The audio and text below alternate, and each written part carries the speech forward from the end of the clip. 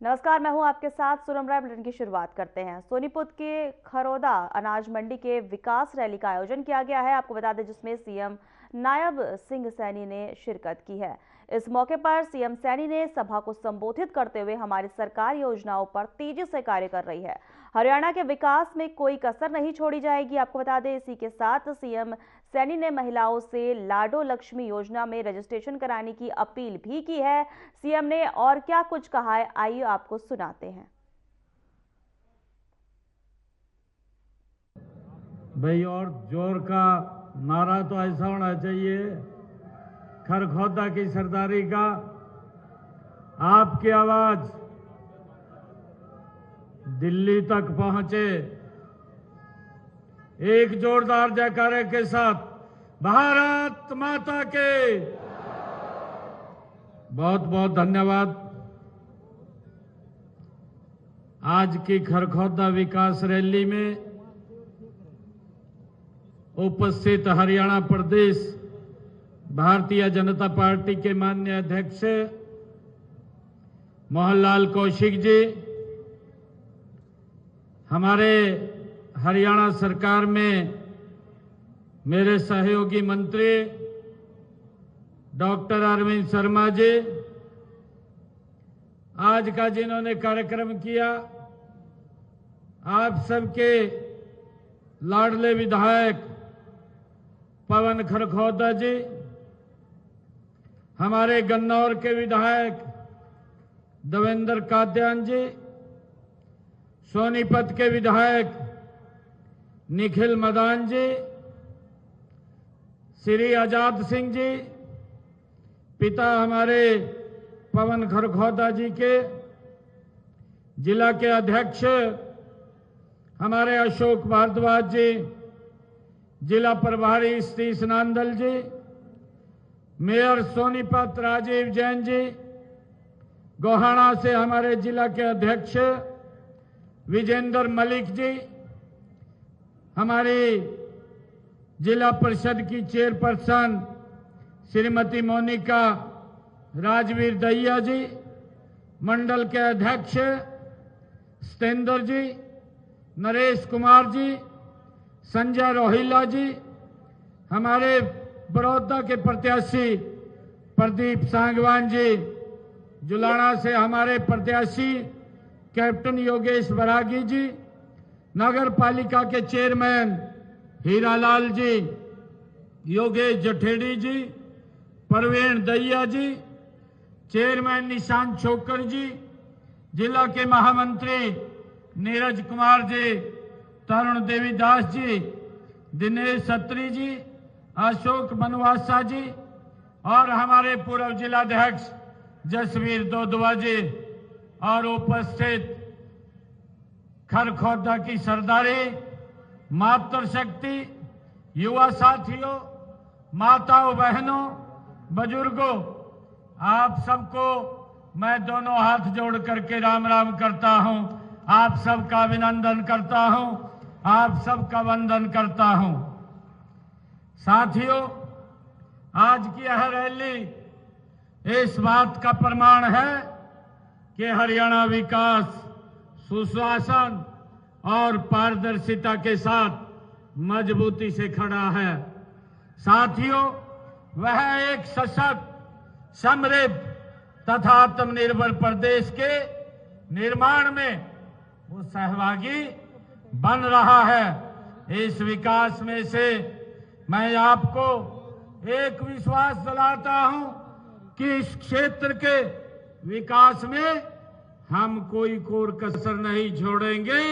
आने वाले समय के अंदर हमारी सरकार का संकल्प है कि हम जो हमने बात कही है उस बात को हम पूरा करने में गति से काम कर रहे हैं। साथियों, हमने 2 लाख इस 5 साल के अंदर नौकरी देने की बात कही थी। 34,000 बच्चों को हमने इस साल के अंदर बिना पर्ची, बिना खर्ची के हरियाणा सरकार की नौकरी देने का काम किया है। और 9 वर्ष में एक बड़ा जखीरा और हमारे युवाओं के लिए जो अप्लाई करेंगे नौकरियों का निकलने वाला है, उसका वो जल्दी ही, जिसमें हमारे बच्चे चाहे पुलिस की हो और चाहे अन्य विभागों की नौकरियां हो, उसको भी निकालने का काम हम करेंगे। और हरियाणा प्रदेश के अंदर हमने 10 IMTs बनाने की बात कही थी। जैसे खरखौदा के अंदर हमारी IMT बन रही है, इस तर्ज के ऊपर हरियाणा के युवाओं को रोजगार उपलब्ध कराना ये हमारी सरकार का दायित्व है। आज मुझे खुशी है कि आप सबके बीच में आज खरखौदा विकास रैली में, ये खरखौदा की सरदारी के बीच में आज मुझे आने का अवसर मिला है। मैं आप सबको आज इस अवसर पर बहुत बहुत बधाई और शुभकामनाएं देता हूं। इन्हीं शब्दों के साथ जय हिंद, जय भारत, जय भारत मां। हमारे डॉक्टर अरविंद शर्मा जी गोहाना की बात कर रहे हैं। जो भी कमेटी के अंदर ये एप्लीकेशन गई हुई है, ये भी वहां से वेरीफाई होकर के आएगा, उसको पर विचार किया जाएगा। आप सबका बहुत बहुत धन्यवाद। जय हिंद, जय भारत, जय भारत। फरीदाबाद के सेक्टर 12 में कैबिनेट मंत्री राजेश नागर ने डीसी सहित जिले के सभी अधिकारियों के साथ बैठक की। बैठक में उन्होंने जिले में हो रहे विकास कार्यों को लेकर सभी अधिकारियों से अपडेट लिए। वहीं FMDA के अधिकारियों को भी सख्त हिदायत दी गई कि वे काम में और तेजी लाएं और लापरवाही अगर बढ़ती तो ठीक नहीं होगा। वहीं फरीदाबाद में बढ़ते प्रदूषण को लेकर उन्होंने कहा कि फरीदाबाद में कोई भी इकाई अगर पॉल्यूशन फैलाते हुए पाई गई तो उसके खिलाफ सख्त कार्रवाई की जाएगी। बैठक ली है अधिकारियों की, क्या मुख्य एजेंडा था आज का? आज हमारी सभी डिपार्टमेंट्स के अधिकारियों के साथ एक बैठक थी। उसमें हमारे PWD, public health, panchayat, FMDA, HSVP सभी डिपार्टमेंट के अधिकारी आए थे। और उसमें जैसे हमारी PWD की कुछ सड़कें हैं और कुछ सड़कें नहीं बननी है, उसके बारे में बात हुई।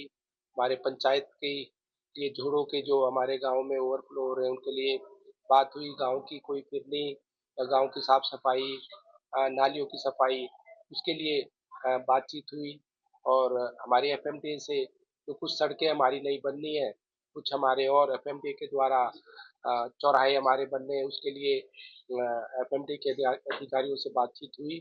और कुछ हमारे जो लाइटों की दिक्कत थी, कुछ रात को लाइटें, स्ट्रीट लाइट नहीं जल रही, उनके ये भी अधिकारियों के साथ हमारी बातचीत हुई। जो काम में लेट लपेटी होती है, क्या उसको लेकर भी कोई अधिकारी को सबको निर्देश वगैरह दे रहे थे? बिल्कुल, FMDA के कुछ अधिकारियों जो टेंडर जो हमारे 30 दिसंबर तक जो काम समाप्त होने थे, पूरे होने थे, वो नहीं हो पाए हैं।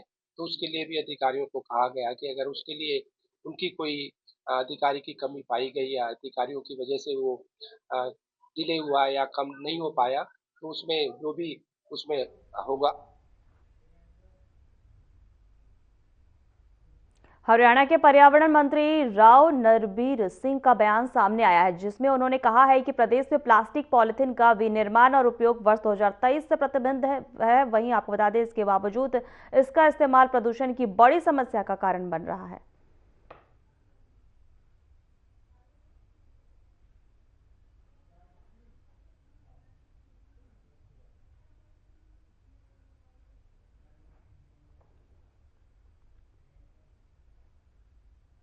खबरों में आगे बढ़ेंगे। हरियाणा के ऊर्जा परिवहन एवं श्रम मंत्री अनिल विज ने संघ प्रमुख मोहन भागवत के बयान की हिंदुओं के लिए पूर्ण जागरण का समय आ गया है और हिंदुस्तान हिंदू राष्ट्र का समर्थन करते हुए कहा कि मोहन भागवत जी बिल्कुल ठीक बात कह रहे हैं कि हमें किसी के सर्टिफिकेट की आवश्यकता नहीं है, हम शुरू से ही हिंदू राष्ट्र हैं।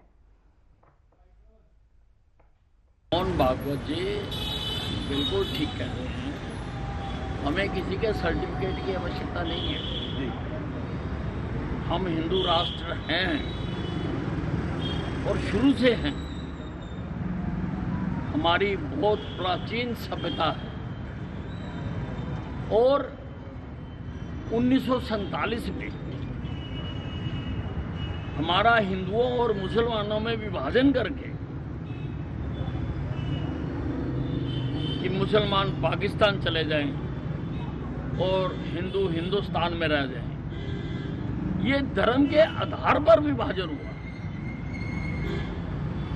उस नाते भी ये जिस भूभाग पर, जिस मातृभूमि पर हम रह रहे हैं, ये हिंदुस्तान है। नारनौद उपमंडल के गांव कागसर में स्थित नर्सिंग कॉलेज को लेकर चल रहे विवाद ने नया मोड़ ले लिया है। धरने पर बैठी छात्राओं और पुलिस के बीच टकराव हुआ।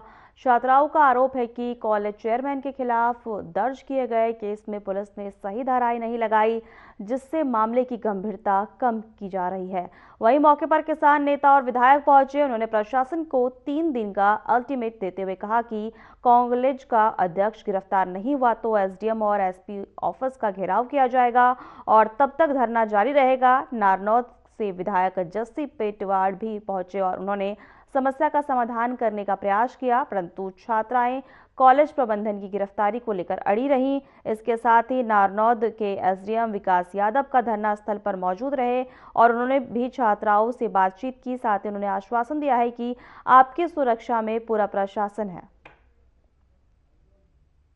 सभी छात्राओं का माइग्रेशन नहीं होता, गेट को अंकल साक्षी में मेरा हाथ उठता भी नहीं लग रही है। अंकल हम बाहर आ रहे थे, हम ये बोल रहे थे कि हमें झूठी रिपोर्ट्स क्यों दिखाई। उसके बाद है ना पुलिस एकदम से चमड़ के बोली कि कोई नहीं जाएगा यहाँ से बाहर, और अगर कोई गया ना तो लाठी चार्ज कर देंगे। और फिर जब हम बाहर निकले ना तो कोई थप्पड़ मार रहा है हमें, कोई हाथ भी मसोड़ दिया। अंकल जो लड़की है नाखून मारे, ये देखो, इसको देख लो। और है ना हम भाग रहे थे यहाँ से बच के, कोई उस साइड भाग गया, कोई उस साइड, तो एकदम से है ना हम निकलने लगे ना, गेट खोल दिया। देखो ये गेट। जुलाना कस्बे में यातायात पुलिस ने अवैध रूप से चल रहे जुगाड़ू वाहनों के खिलाफ सख्त अभियान चलाया है। अभियान के तहत पुलिस ने एक जुगाड़ रिक्शा को इंपाउंड किया है, जिससे वाहन चालकों में हड़कंप मच गया है। यातायात प्रभारी कुलदीप सिंह ने बताया कि सर्दी के मौसम में कोहरे के कारण दृश्यता कम हो जाती है और जुगाड़ू वाहन सड़क हादसों का कारण बनते हैं और ये वाहन ना तो तय मानकों पर खड़े उतरते हैं और ना ही सुरक्षा व्यवस्था होती है। चेकिंग के दौरान रोके गए रिक्शा चालक के पास वाहन से जुड़े कोई वैध दस्तावेज नहीं मिले। नहीं है, अरे नहीं है ना। के दिशा निर्देश अनुसार ये जो जुगाड़ वाले व्हीकल है, मोटरसाइकिल कटवा के रेडी बनवाई जा रही है, इनका इंपाउंड किया जा रहा है, चालान किए जा रहे। तो किस तरह के निर्देश दिए गए हैं जो व्हीकल चालक हैं उनको? व्हीकल चालक है भाई, ये कोई जुगाड़ वाला रोड पे ना आए, अगर आएगा तो इंपाउंड किया जाएगा। क्या आगे भी अभियान जारी रहेगा? हाँ, आगे अभियान जारी है जी। केंद्र सरकार के निर्देश पर हरियाणा के सभी आईएएस अधिकारियों को अपनी अस्थायी संपत्तियों का ब्यौरा देना होगा। यह जानकारी 1 से 31 जनवरी 2026 के बीच स्पोरो पोर्टल पर अपलोड करने अनिवार्य होगा। आपको बता दें, तय समय पर विवरण न देने वाले अधिकारियों के खिलाफ विभागीय कार्रवाई शुरू की जाएगी।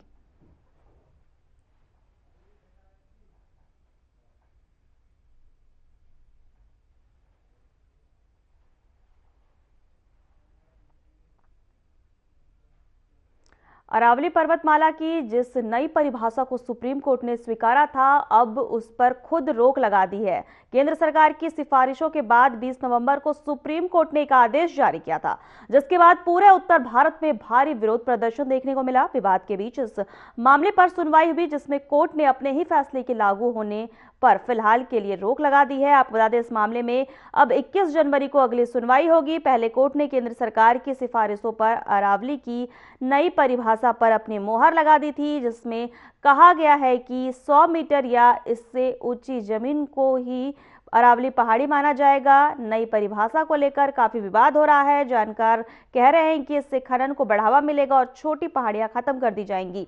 विवाद के बाद अब सुप्रीम कोर्ट ने अपने फैसले पर रोक लगा दी है। अरावली भारत की सबसे पुरानी पर्वत श्रृंखला मानी जाती है, जो उत्तर पश्चिम भारत के बेहद महत्वपूर्ण है। यह धूल को रोकने, धरती को पानी रिचार्ज करने और जैव विविधता बढ़ाने रखने में अहम भूमिका निभाती है।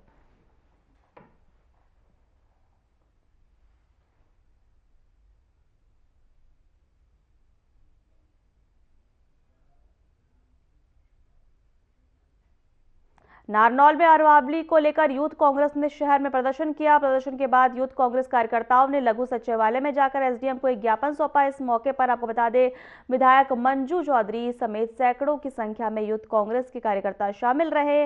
वहीं यह प्रदर्शन यूथ कांग्रेस की ओर से अरावली पर्वतमाला को बचाने के लिए किया गया।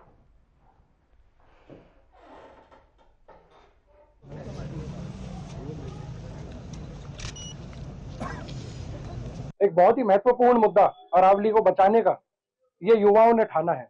आज महेंद्रगढ़ की कांग्रेस पार्टी के जो युवा वर्ग हमारी इकाई है, यूथ कांग्रेस, उसके द्वारा ये आयोजित कार्यक्रम था।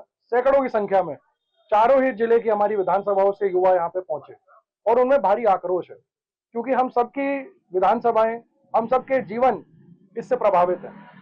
युवाओं में इसलिए नाराजगी है, जहां उनको आज हम कृषि क्षेत्र, हमने कृषि परिवारों से आते हैं, तो भविष्य जहां हमारा कृषि का होना चाहिए, अगर ये पहाड़ियां चले गई तो कल को जो गर्म लू की हवा है उसी से हम प्रभावित होंगे। राजस्थान से उड़ के हमारे पास ये लू का क्षेत्र का और बढ़ावा होगा। इसी प्रकार यहाँ पे AQI, वैसे भी हमें पता है कि बड़े शहरों में क्या हाल है, ये थोड़े बहुत जो लंग्स का काम करते हैं अरावली के पहाड़, इनके अगर ये खराब होंगे तो इससे हमारा सांस लेने की भी समस्याओं में प्रॉब्लम आएगी।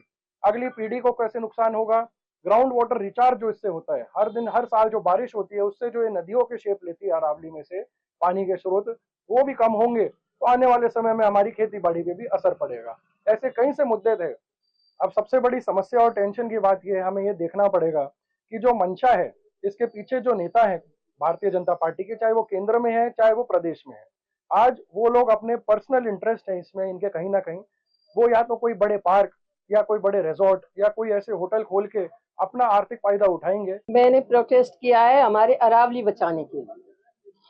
आज नांगल चौधरी का जो 90% क्षेत्र है वो अरावली में बसा हुआ है, और पूरा नांगल चौधरी, वैसे तो पूरा महेंद्रगढ़ डिस्ट्रिक्ट, लेकिन नांगल चौधरी आप देखते हो पूरा खनन वहाँ होता है, उसके उसमें किया है। अगर जैसे बीजेपी सरकार ने 100 मीटर का जो एरिया किया है अपने लोगों को फायदे पहुंचाने के लिए कि भाई लोगों के यहाँ अच्छे होटल बन जाए, अच्छा है, तो वो हम ऐसा नहीं होने देंगे। यहाँ का युवा वर्ग और मैं, हमारी महिला वर्ग, सारे की सारे यूथ, कि भाई हम यहाँ ऐसा नहीं होने देंगे। हमारा जो हमने दिया है ज्ञापन SDM साहब को दिया है, कहूंगी कि भाई ये जो लगी हुई है आज का, तो हमारे मतलब सुप्रीम कोर्ट के उपलक्ष्य में है ना, तो उस याचिका पर हमारे जो जज साहब है वो विचार करें और उनके पक्ष में आए, हमारे पक्ष में आए अरावली, जिससे कि हम अपनी अरावली को बचा सकें। आज कुछ लोग यूथ कांग्रेस के और जो हमारे नांगल चौधरी के कुछ रेजिडेंट्स हैं, नांगल चौधरी से जो विधायक हैं, इन सब लोगों ने आके आज मिनी सेक्रेटेरिएट नारनौल में एक ज्ञापन दिया है, और ज्ञापन एड्रेस्ड है जो हमारे मुख्यमंत्री सर हैं उनके लिए, और जो उनकी मेन मांग है, जो मेन डिमांड है और जो मेन इशू है वो रेज कर रहे हैं, वो जो अरावलीज की नई डेफिनेशन आजकल जो न्यूज़ में भी चर्चा चल रही है उसके संदर्भ में है। और वो अपनी जो मांग है, वो जो पूरा एनवायरमेंटल जितने भी इसकी वजह से चैलेंजेस हो सकते हैं, नांगल चौधरी में इसका क्या इम्पैक्ट होगा, उससे रिलेटेड अपनी मांगे लेके यहाँ पे ज्ञापन दिया था। ज्ञापन रिसीव मैंने SDM नारनौल ने किया, और इसको सही चैनल से हम उनके मांग अनुसार मुख्यमंत्री सर तक पहुँचा दें।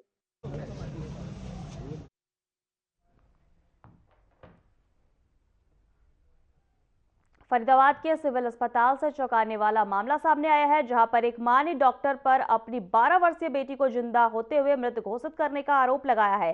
पेट दर्द की शिकायत पर अस्पताल लाई गई बच्ची को डॉक्टर ने करीब आधे घंटे में मृत बताया और शव मोर्चरी में रखवा दिया। आरोप है कि बच्ची की मां ने रीना देवी ने मोर्चरी से बेटी को बाहर निकाला, जहां उसके शरीर में हलचल और सांस लेने के संकेत दिखे। परिजन बच्ची की जो है निजी अस्पताल ले गए, लेकिन वहां भी कुछ देर बाद मृत घोषित कर दिया गया। वहीं अस्पताल प्रशासन का कहना है कि बच्ची की मौत इलाज के दौरान हो चुकी थी। पुलिस ने शव को दोबारा मोर्चरी में रखवाकर पोस्टमार्टम के बाद जांच की बात कही है। कल उल्टी हुई थी, डॉक्टर को दवाई दिलाई, साथ टीका लगवाया, फिर उल्टी बंद हो गई। कल सुबह चक्कर आया तब लेके आए उसको यहाँ पे। बस कल उल्टी, आज चक्कर आया और बीके ले आए थे आप? हाँ। फिर क्या करा? टीके वीके ताकत के लग जाएंगे ठीक। और फिर बीके में इलाज हुआ था? बीके में कुछ इलाज नहीं हुआ, चेक वेकअप कर रहा है, थोड़ा बहुत टीके वीके ग्लूकोज पता नहीं क्या क्या चढ़ा है, थोड़ा बहुत कुछ करा होगा, तो बस खत्म बताई थोड़ी देर, आधे घंटा बाद। तो उस बाद बिगर पूछे फ्रिज में बंद कर दी। मैं तो आई भी नहीं थी, मेरे घर वाला था, वो सीधा सा तो बस रोने लग रहे थे, वो तो बस खत्म कर कहती खत्म होगी, बस रो रहे थे। पुलिस को मैंने फोन कर दिया है, बीरपाल के लिए फोन कर दिया है, चौकी 3 नंबर एसएचओ के लिए फोन कर दिया हमने, वो अपना आप समझेंगे, इनसे हमें नहीं पता। तो अभी गई कहाँ, कितनी देर पहले? ये कहाँ ले गए, आपके सामने तो ले गई है, अभी जो मोटरसाइकिल बैठा के ले गई है। कितनी देर पहले ये बॉडी आई थी यहाँ पर? इसको हो गया करीबन आधा पौना घंटा हो गया। आधा पौना घंटा। डॉक्टर ने बोल चुके थे कि डेथ हो चुकी है। किस कारण डेथ हुई थी कुछ पता चला? ये नहीं पता किस कारण डेथ हुई थी, ये लेके चले गए हैं। अब ले गए, बीरपाल जी रखवा गए थे यहाँ जी के, वो ले गए हैं। अपनी बॉडी को ले गए, जिंदी है जिंदी है, इन्होंने कहा जिंदी है जिंदी है। अगर जिंदी ही होती तो इमरजेंसी वहाँ से क्यों भेज देते यहाँ जी के? ये लड़की थी भूमिका, ये 13 साल की थी। आज इसको कोई ये बीमार हुई थी और ये हॉस्पिटल लेके आए थे जी। यहाँ डॉक्टर साहब ने इनको मृत घोषित कर दिया था, तो परिजनों को संतुष्ट नहीं हुई, ये यहाँ से निकले, अपनी लड़की को यहाँ हॉस्पिटल में ले गए, यहाँ इनको तसल्ली करा दिए, चेकअप करा दिया, उन्होंने भी मृत घोषित किया। सर कहाँ पर लेके गए थे लड़की को? ये फोर्टिस कोर्ट में लेके गए थे, तो वहाँ पे भी वहाँ डॉक्टर साहब ने पूरी चीज़ चेकअप करके उन्होंने मृत घोषित किया। अच्छा, तो सर फिर से दोबारा इसको फिर से यहाँ मूर्त। क्या कोई इनके ऊपर कार्रवाई भी होगी? जैसे नहीं, ये तो परिजनों को था, ये बीमार थी, इन्होंने लग रहा है भाई हमारी लड़की में सांस है, तो इन्होंने अब दूसरे हॉस्पिटल से तसल्ली के लिए लेकर के गए थे। तसल्ली के लिए। वो कहाँ का मामला है? ये संजय कॉलोनी का मामला है। संजय